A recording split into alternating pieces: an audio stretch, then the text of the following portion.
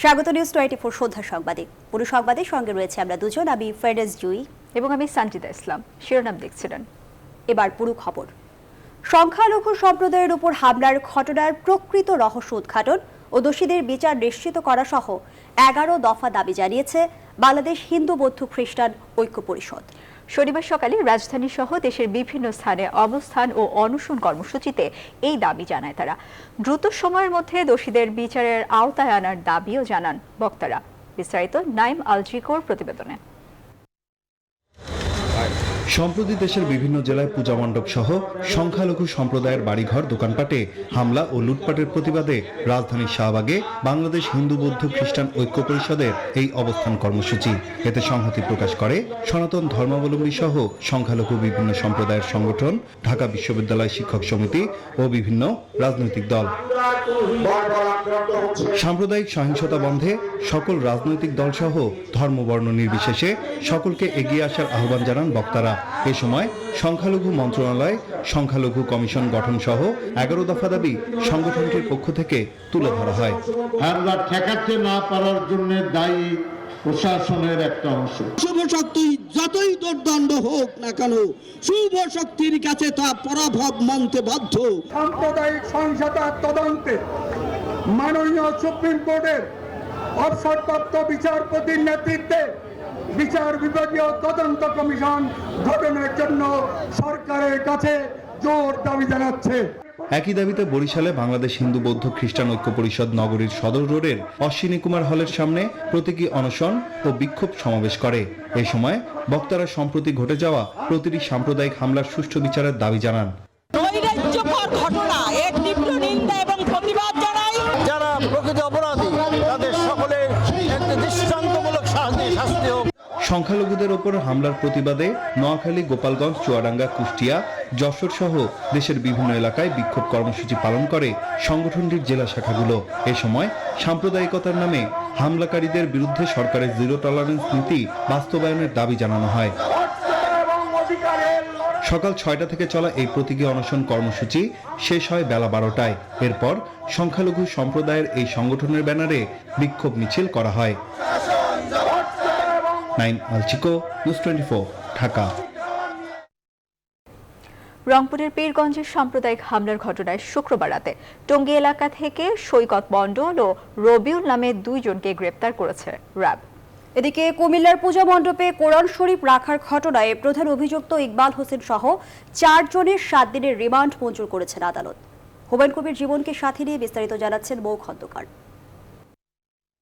ফেসবুকে ফলোয়ার বাড়াতে এবং ব্যক্তিগত ইমেজকে প্রচার করতেই এই মুহূর্তে গ্রাম পুলিশের কাছ থেকে পাওয়া সংবাদ হিন্দুদের আক্রমণে এক মুসলিমকে কুপিয়ে হত্যা করা হয়েছে, এমন উস্কানিমূলক পোস্ট দেন সৈকত মণ্ডল। সেই পোস্টের সূত্র ধরেই হামলার ঠিক কাছাকাছি একটি মসজিদ থেকে মাইকিং করেন রবিউল ইসলাম। এরপর সৈকত নিজে একটি উঁচু স্থানে দাঁড়িয়ে উত্তেজনাকর বক্তব্য দিয়ে হামলায় অংশ নেন। শনিবার দুপুরে র্যাব মিডিয়া সেন্টারে সংবাদ সম্মেলনে র্যাবের লিগ্যাল অ্যান্ড মিডিয়া উইং পরিচালক জানান, পীরগঞ্জে হিন্দু পল্লীতে হামলা ও অগ্নিসংযোগের ঘটনার অন্যতম মোহাম্মদ সৈকত মণ্ডল ও তার সহযোগী মোহাম্মদ রবিউল ইসলামকে গ্রেফতার করা হয়। সৈকত মণ্ডল তার যে নিজের ফেসবুক পেজ, এখানে সে অপপ্রচার করেছে, যেখানে প্রায় 3000 তার ফলোয়ার রয়েছে। তার যারা খুব ক্লোজ, সে একটি বেসরকারি কলেজে অধ্যয়নরত, তাদের মাধ্যমে সে একটি গ্রুপ তৈরি করেছে এবং সে সরাসরি হামলায় জড়িত ছিল। তিনি জানান, র্যাবের গোয়েন্দা শাখা ও র্যাবের বিভিন্ন ব্যাটালিয়নের অভিযানে প্রায় 30 জনকে গ্রেফতার করে এরই মধ্যে আইনের আওতায় আনা হয়েছে। মুসলমানদের পক্ষে খুব সোচ্চার ছিল। এই বিষয়টাই সে বেসিক্যালি তার ফেসবুক পেজের মাধ্যমে ছড়িয়ে দেয় এবং মিথ্যা পরিচিত যে এই মাত্র একটি খবর পাওয়া গেল একজন মুসলমানকে হিন্দুরা মেরে ফেলেছে, যাতে সাধারণ জনগণ উত্তেজিত হয়, এতে আরো বেশি ক্ষোভের বশবর্তী হয়ে তারা বিভিন্ন ঘরবাড়িতে আগুন দেয় এবং ভাঙচুর করে। এদিকে কুমিল্লার পূজার মণ্ডপে কোরআন শরীফ রাখার ঘটনায় প্রধান অভিযুক্ত ইকবাল হোসেন সহ 4 জনের 7 দিনের রিমান্ড মঞ্জুর করেছেন আদালত।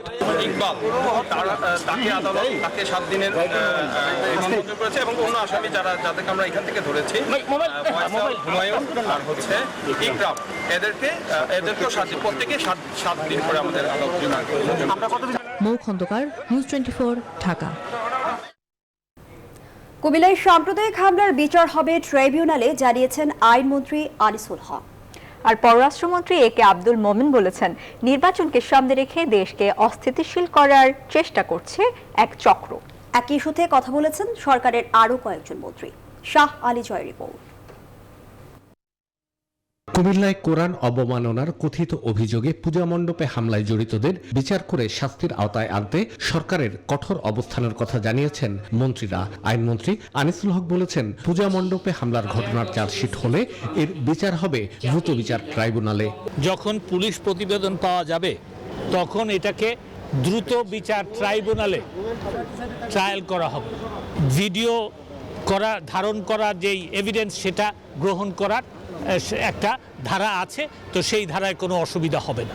স্বরাষ্ট্রমন্ত্রী বলেছেন, সাম্প্রদায়িক সম্প্রীতি বিনষ্টকারীদের ছাড় দেয়া হবে না। আমরা সব কিছু বের করে ফেলছি, সব লোককে চিহ্নিত করে আমাদের হাতে, আমরা আমাদের আইন শৃঙ্খলা বাহিনীর কাছে তারা ধরা পড়েছে। আমরা কেন এই কাণ্ডটা ঘটিয়েছে সব আপনাদেরকে আমরা জানাতে সক্ষম হই। সিলেটে সাংবাদিকদের এক অনুষ্ঠানে সরকারের কঠোর অবস্থানের কথা জানান পররাষ্ট্রমন্ত্রীও।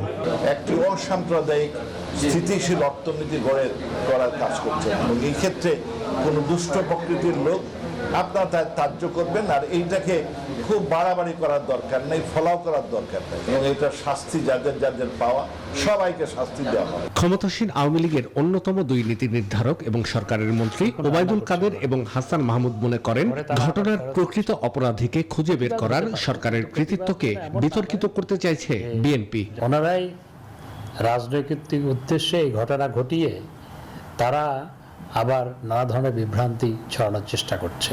বিএনপি মহাসচিব প্রশ্ন তুলেছেন, গ্রেপ্তার হওয়া যুবক এতদিন কোথায় ছিল, কারা তাকে সেখানে নিল? মির্জা ফখরুলের কথায় মনে হচ্ছে ফখরুল সাহেবের কাছে ইকবালের বিষয়ে অধিকতর তথ্য রয়েছে। তারা বলেন, বিএনপির বক্তব্য শুনে মনে হচ্ছে কুমিল্লার ঘটনা কিভাবে ঘটেছে তা বিএনপি ভালো করেই জানে। কদিন কোথায় ছিল এ ব্যক্তি? শাহ আলী জয়, নিউজ 24, ঢাকা। বিতর্কিত বিভেদ ভুলে গণতন্ত্র ফেরাতে রাজনৈতিক দলগুলোকে এক হওয়ার আহ্বান জানিয়েছে বিএনপি। নেতাদের অভিযোগ, ক্ষমতাসীনরা সাম্প্রদায়িক দাঙ্গা বাঁধানোর মতো বিভাজন তৈরি করেছে দেশে। এ পরিস্থিতির জন্য ব্যর্থতার দায় নিয়ে সরকারকে পদত্যাগেরও আহ্বান জানান তারা। বিস্তারিত জানাচ্ছেন তৌহিদ শান্ত। শনিবার সকালে কুমিল্লার নানোয়া দিঘির পাড়ে পরিদর্শনে যায় বিএনপির একটি প্রতিনিধি দল। সেখানে হিন্দু সম্প্রদায়ের স্থানীয়দের সঙ্গে কথা বলেন নেতারা। তারা আশ্বাস দেন, ঘটনার তদন্ত করে দোষীকে শাস্তি প্রদানের দাবি নিয়ে হিন্দু সম্প্রদায়ের সব কর্মসূচির সঙ্গে এক পথে হাঁটবে বিএনপি। ব্যর্থতার দায় স্বীকারে সরকারের প্রতি দাবি জানান বিএনপির প্রতিনিধি দলের প্রধান গয়েশ্বর চন্দ্র রায়। ইকবালের বাড়ি কুমিল্লা, আপনারা কুমিল্লার লোকেকে আবিষ্কার করেন এই ইকবাল কোন ইকবাল, এই ইকবাল কি সেই ইকবাল। এবং যেভাবে ফুটেজ তৈরি করা হয়েছে এটা সিনেমার শুটিংয়ের মতো। কিন্তু এই উন্মাদ এই ভবঘুরে কোরআন শরীফ চিনল কি করে? আর কোরআন শরীফটা কোনো জায়গায় না রেখে ওই জায়গায় রাখলো, এই মাথার মধ্যে এই বুদ্ধিটাকে দিল। এদিন সকালে জাতীয় প্রেস ক্লাবে ভাষা সৈনিক অলি আহাদের নবম মৃত্যুবার্ষিকীর আলোচনা সভাটিতেও সাম্প্রতিক ঘটনায় সরকারের জোর সমালোচনা করেন বক্তারা। সংকট মোকাবেলায় সব রাজনৈতিক দলকে ঐক্য গড়ে তোলার আহ্বান জানান বিএনপি মহাসচিব মির্জা ফখরুল ইসলাম আলমগীর। আমাদের ছোটখাটো সমস্যাগুলো ভুলে যাই এই মুহূর্তে। আসুন না আমরা একসাথে এক হয়ে ঐক্যবদ্ধ হয়ে আমরা আমাদের ন্যূনতম যে 1971 সালের যুদ্ধের যে আশা আকাঙ্ক্ষা স্বপ্নগুলো ছিল সেগুলোকে আবার ফিরিয়ে আনার জন্য যেটা আমরা অর্জন করেছিলাম, আমরা একখানে একটা লড়াই করি, সংগ্রাম করি। দলটির নেতারা মনে করেন এসব হামলার পেছনে সরকারের প্রত্যক্ষ মদদ রয়েছে। তৌহিদ শান্ত, নিউজ 24, ঢাকা। কুমিল্লার পূজা মণ্ডপের ঘটনায় সারা দেশে বিভিন্ন স্থানে পূজা মণ্ডপে হামলা ও সাম্প্রদায়িক সন্ত্রাসী কর্মকাণ্ডের তীব্র নিন্দা জানিয়েছে বাংলাদেশ শান্তি পরিষদ। শনিবার পরিষদের কেন্দ্রীয় প্রতিনিধি দল কুমিল্লায় ক্ষতিগ্রস্ত পূজা মণ্ডপ পরিদর্শন করেন। এ সময় হামলায় ক্ষতিগ্রস্ত পরিবারের সঙ্গে কথা বলেন প্রতিনিধি দলের নেতারা। পরিষদের সদস্য জাসদ সভাপতি হাসানুল হক ইনু অবিলম্বে হামলাকারী ও তাদের পেছনের কারিগরদের আইনের আওতায় আনার দাবি জানান। বলেন, পূজা মণ্ডপে হামলা ও সাম্প্রদায়িক সন্ত্রাসী কর্মকাণ্ডের দায় সরকারকেই নিতে হবে।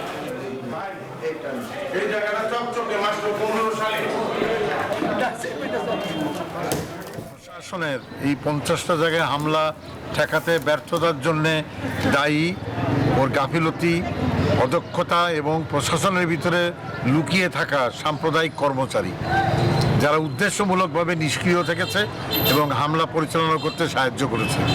আমি মনে করি শেখ হাসিনার অসাম্প্রদায়িক সরকারের অসাম্প্রদায়িক প্রশাসন দরকার। সংখ্যালঘুদের বাড়িঘরে হামলা ইসলাম সমর্থন করে না।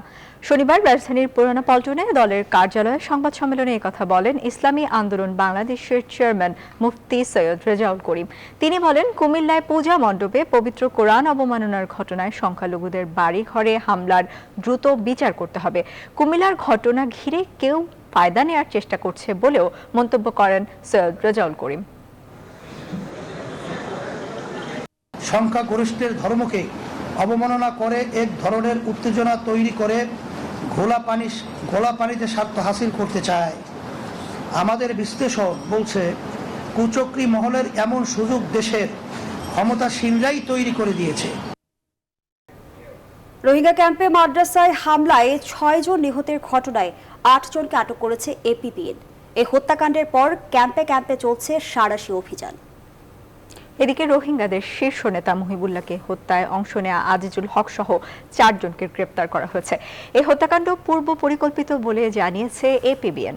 আইয়ুবুল ইসলামের তথ্যচিত্র নিয়ে বিস্তারিত ডেস্ক রিপোর্টে। শুক্রবার ভোররাতে কক্সবাজারের উখিয়া ক্যাম্পের মাদ্রাসায় রোহিঙ্গা দুষ্কৃতিকারীদের হামলায় 6 রোহিঙ্গা নিহত হওয়ার ঘটনায় এখনো থমথমে পুরো ক্যাম্প এলাকা। চাপা আতঙ্কে মুখ খুলছেন না কেউই। কঠোর নিরাপত্তার মধ্যে চলছে পুলিশের সাঁড়াশি অভিযানও। আর্মড পুলিশ ব্যাটালিয়ন এপিবিএন জানায়, হত্যাকাণ্ডের ঘটনায় এখন পর্যন্ত 8 জনকে আটক করেছেন তারা। এদিকে রোহিঙ্গা নেতা মুহিবুল্লাহ হত্যার রহস্য উদ্ঘাটন করা হয়েছে বলে দাবি করেছে এপিবিএন। শনিবার দুপুরে উখিয়ায় এপিবিএন কার্যালয়ে সংবাদ সম্মেলনে জানানো হয়, মুহিবুল্লাহকে হত্যা করতে 2 দিন আগে পরিকল্পনা করে দুর্বৃত্তরা।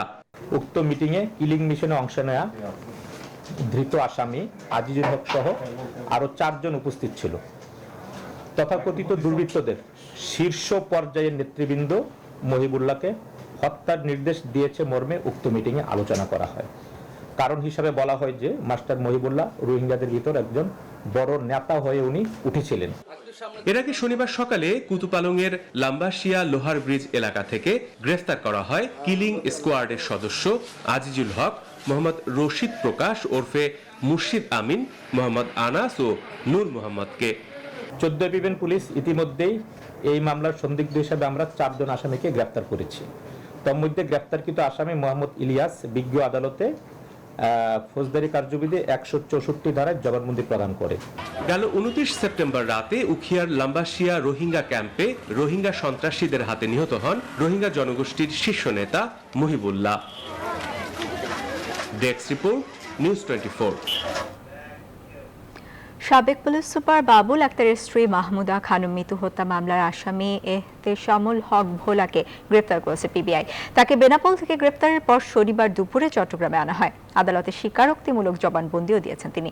গেল 14 অক্টোবর চট্টগ্রাম মহানগর দায়রা জজ আদালতে ভোলা জামিন আবেদন শুনানিতে অংশ না নিয়ে সময়ের আবেদন করেছিলেন। ওই দিন শুনানির পর আদালত সময়ের আবেদন নামঞ্জুর করে ভোলার বিরুদ্ধে গ্রেপ্তারি পরোয়ানা জারি করেন। পরোয়ানা জারির পর থেকেই আসামিকে গ্রেপ্তারের জন্য তদন্তকারী কর্মকর্তা কাজ শুরু করে। চট্টগ্রাম ছেড়ে বেনাপোল যাওয়ার পর ভোলা গ্রেপ্তার হন। মূলত ভারতে পালানোর জন্যই বেনাপোল গিয়েছিল বলে তথ্য পেয়েছে পিবিআই।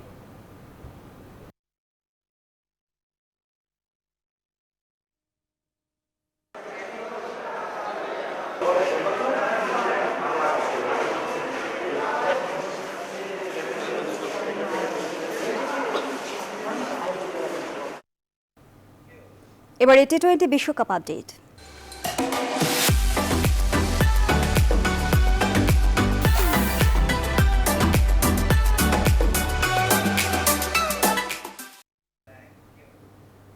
শুরু হলো টি20 বিশ্বকাপের সুপার 12 লড়াই। প্রথম ম্যাচে অস্ট্রেলিয়ার বিপক্ষে লড়ছে দক্ষিণ আফ্রিকা। প্রথমে ব্যাট করে নির্ধারিত ওভারে 5 উইকেটে 95 রান সংগ্রহ করে দক্ষিণ আফ্রিকা। 119 রানের টার্গেটে ব্যাট করছে অস্ট্রেলিয়া। শেষ খবরে তাদের সংগ্রহ 5 উইকেটে 95 রান। প্রথমে ব্যাট করে এইডেন মার্ক্রামের 40 রান ছাড়া বলার মতো আর কোনো প্রোটিয়া ব্যাটসম্যানই বড় সংগ্রহ করতে পারেনি। অস্ট্রেলিয়ার হয়ে স্টার্ক, হ্যাজেলউড ও জাম্পা নিয়েছেন 2টি করে উইকেট। জবাবে ব্যাট করতে নেমে অজি 2 ওপেনার দ্রুতই সাজ করে ফেরেন। পরে স্টিভ স্মিথ ও ম্যাক্সওয়েলের ব্যাটে ঘুরে দাঁড়ায় অস্ট্রেলিয়া।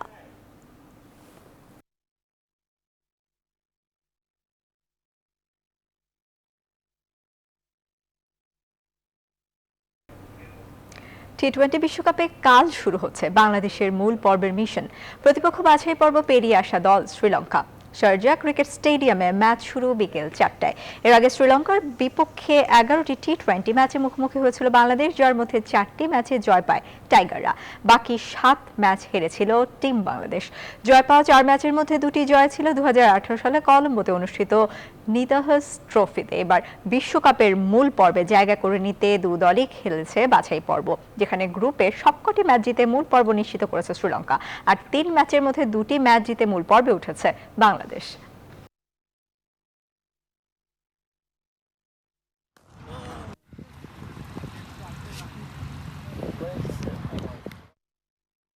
সন্ধ্যা সংবাদের এই পর্যায়ে একটা বিরতি নিচ্ছে। ফিরছি আরো খবর নিয়ে, সঙ্গেই থাকুন। আবারও স্বাগত। দেখছেন নিউজ 24 সন্ধ্যা সংবাদ। এবারে করোনা পরিস্থিতি। দেশে 24 ঘন্টায় করোনায় আক্রান্ত হয়ে শনাক্ত ও মৃত্যু বেড়েছে। 24 ঘন্টায় করোনায় নতুন করে শনাক্ত হয়েছেন 278 জন, মারা গেছেন 9 জন। শনাক্ত রোগী এবং মৃত্যুর সঙ্গে 24 ঘন্টায় বেড়েছে করোনায় রোগী শনাক্তের হারও। এ সময় রোগী শনাক্তের হার 1.85%। শুক্রবার রোগী শনাক্তের হার ছিল 1.36%। 24 ঘন্টায় নতুন শনাক্ত 278 জনকে নিয়ে দেশে এখনো পর্যন্ত সরকারি হিসেবে মোট করোনা শনাক্ত হয়েছেন 15,67,417 জন। আর মারা যাওয়া 9 জনকে নিয়ে করোনা আক্রান্ত হয়ে সরকারি হিসেবে এ পর্যন্ত মোট 27,814 জন মারা গেছেন। ঢাকা বিশ্ববিদ্যালয়ের 2020-21 শিক্ষাবর্ষে সামাজিক বিজ্ঞান অনুষদভুক্ত ঘ ইউনিটের প্রথম বর্ষের ভর্তি পরীক্ষা অনুষ্ঠিত হয়েছে। কঠোর নিরাপত্তা ও স্বাস্থ্যবিধি মেনে পরীক্ষায় অংশ নিয়েছেন ভর্তিচ্ছুরা। শনিবার ঢাকা ও 7 বিভাগীয় শহরে বেলা 11টা থেকে 12:30 পর্যন্ত একযোগে পরীক্ষা অনুষ্ঠিত হয়। ঘ ইউনিটে আবেদন করেছে 1,15,881 জন। আসন সংখ্যা 1,570। এতে প্রতি আসনের বিপরীতে 74 জন লড়াইয়ে অংশ নেয়। পরীক্ষা চলাকালে ঢাকা বিশ্ববিদ্যালয়ের উপাচার্য অধ্যাপক ডক্টর মোহাম্মদ আখতারুজ্জামান সামাজিক বিজ্ঞান অনুষদ ভবনস্থ পরীক্ষা কেন্দ্র পরিদর্শন করেন। বলেন, বিশ্ববিদ্যালয় প্রশাসনের কঠোর পদক্ষেপের কারণে এবার কোথাও কোনো অনাকাঙ্ক্ষিত ঘটনা ঘটেনি।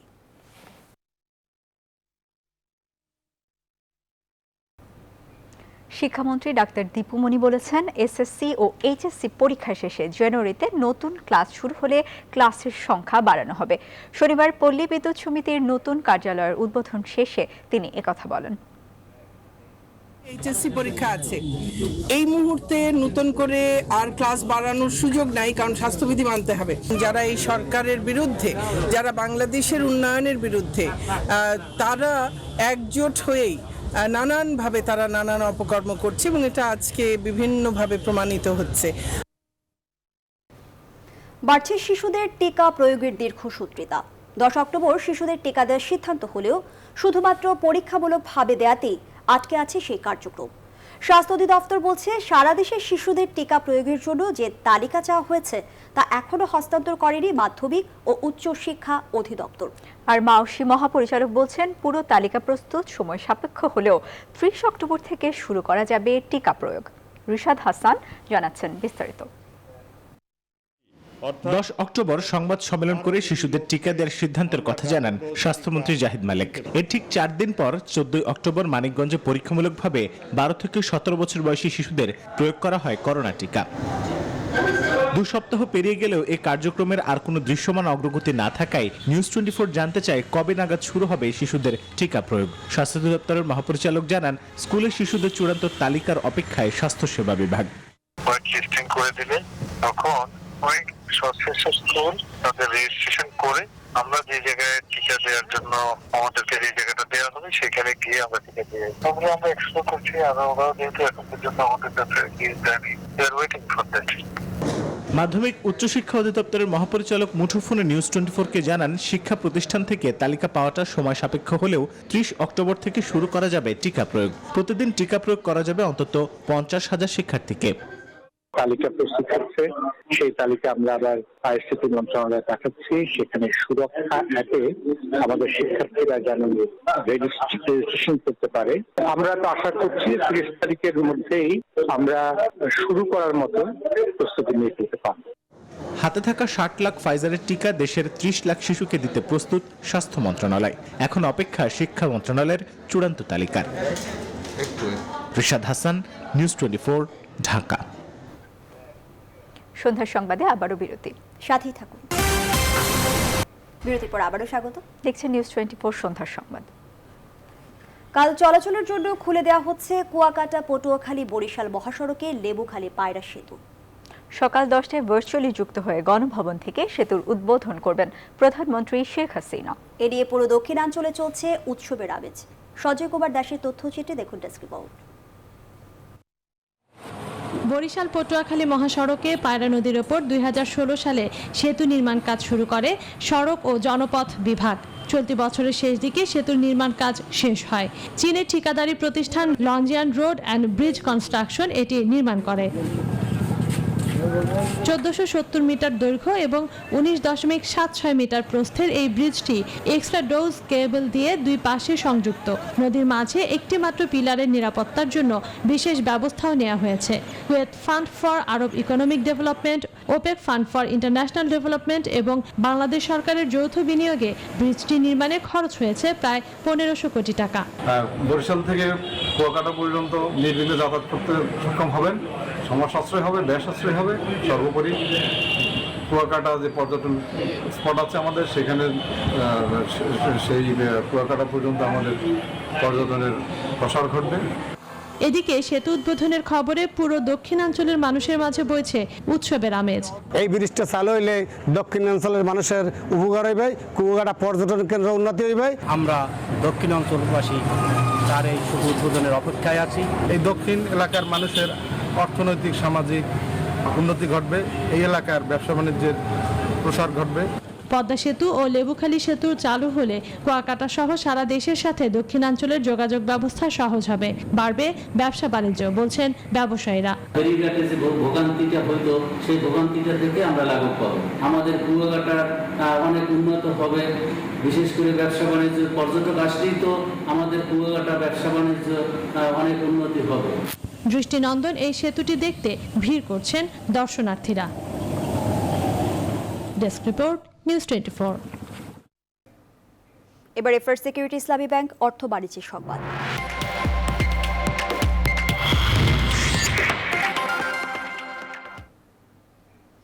নিত্যপণ্যের বাজার নিয়ে চরম দুর্ভোগে নিম্ন ও মধ্যবিত্ত আয়ের মানুষ। রাজধানীর বাজারে কোনো সবজি মিলছে না 50 টাকার কমে। শনিবার রাজধানীর একাধিক বাজার ঘুরে দেখা যায় অধিকাংশ সবজি বিক্রি হচ্ছে 60 থেকে 70 টাকা কেজি। প্রতি কেজি পেঁয়াজ কিনতে এখনও গুনতে হচ্ছে 60 টাকা। এছাড়া খুচরা বাজারে হালি প্রতি ডিম বিক্রি হচ্ছে 40 টাকায়।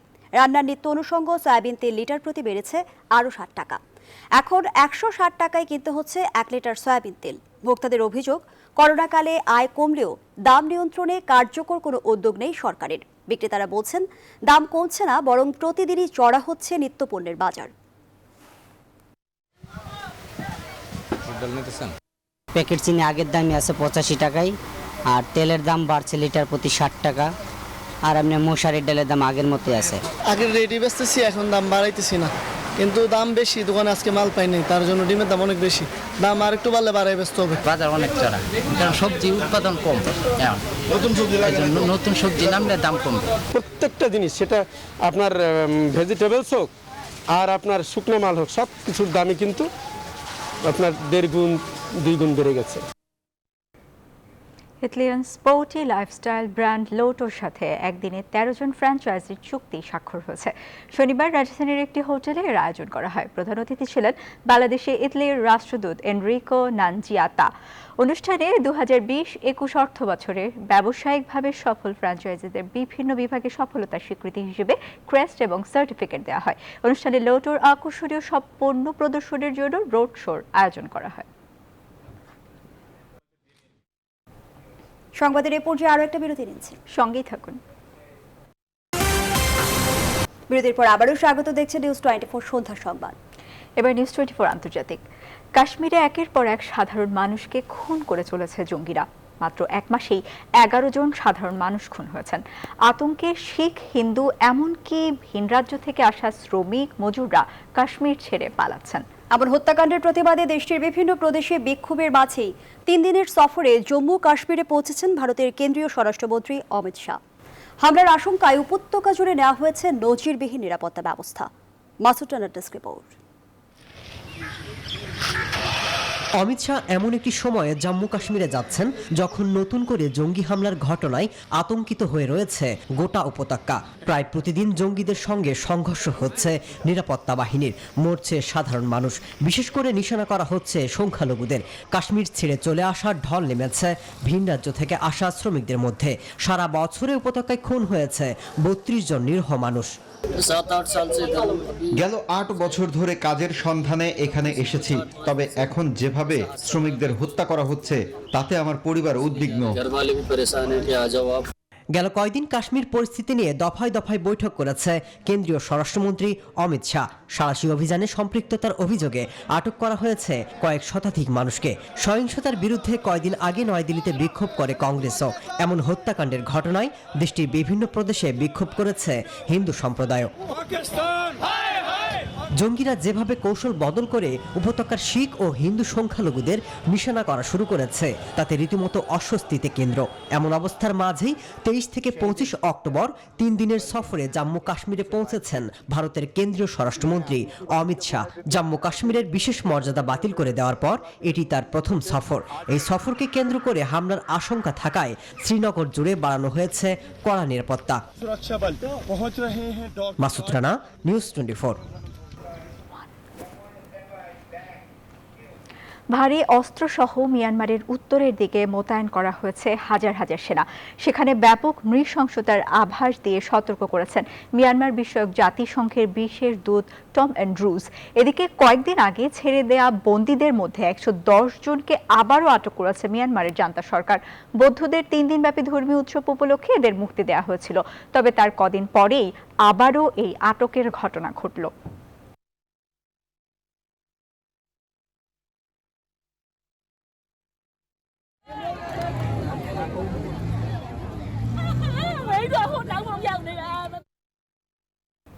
নিউজ 24 সন্ধ্যার সংবাদ আয়োজন এ পর্যন্ত। আরো খবর ও বিস্তারিত জানতে ভিজিট করুন www.news24bd.tv।